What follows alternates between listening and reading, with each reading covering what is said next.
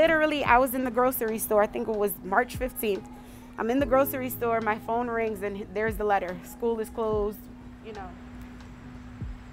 So actually, when we ended in March, we were obviously doing full in-person learning, and it was a Friday, and then the following Monday, we started full 100% remote learning. When school closed in March, it was hard to just adjust to everything and just be home for it seemed like forever. And it was very hard. It was probably the online school that took the most getting used to. I still think if we went back, I still wouldn't be used to it. I was excited because I was like, okay, if we all just quarantine, then it'll be over and I'll get to have my freshman year of high school. But it's not the case now. And I'm just hoping that 10th grade maybe we'll be able to just get back in school. Yeah.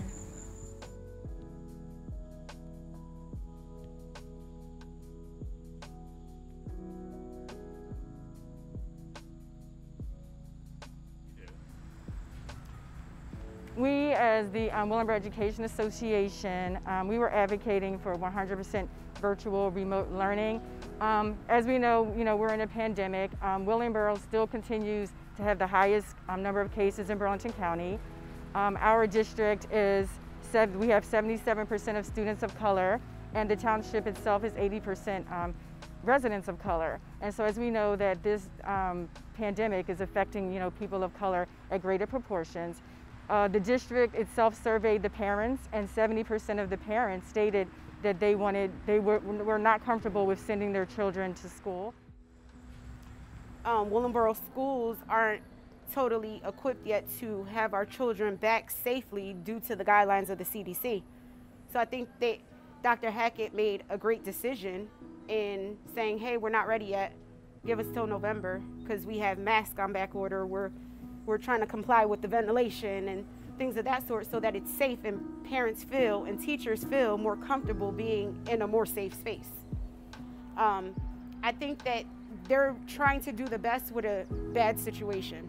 There's no right or wrong answer here.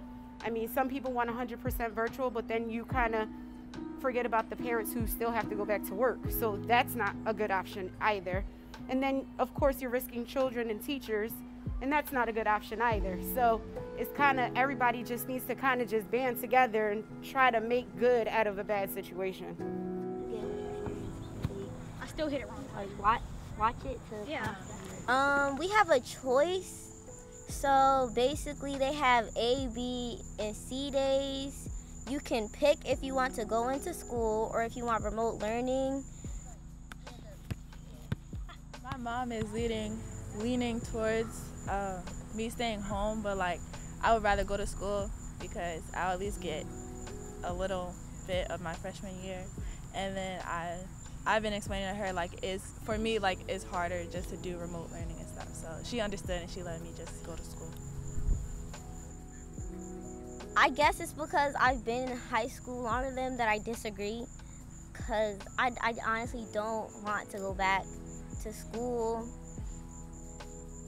Basically things like prom and the trip would be the only things I would miss, honestly. It's kind of sad that some parents have to feel like they have to choose between their children's health and keeping a roof over their heads.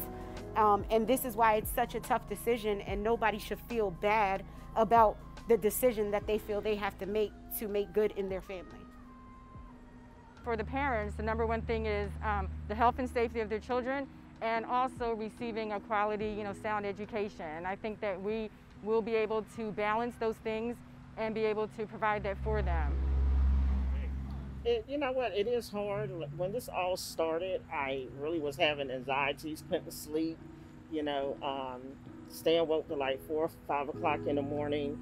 I was worried about my health, me going out to the store, me going back to school. All of that stuff started weighing in on me, and school hadn't even started, It was June and I'm already thinking about, September.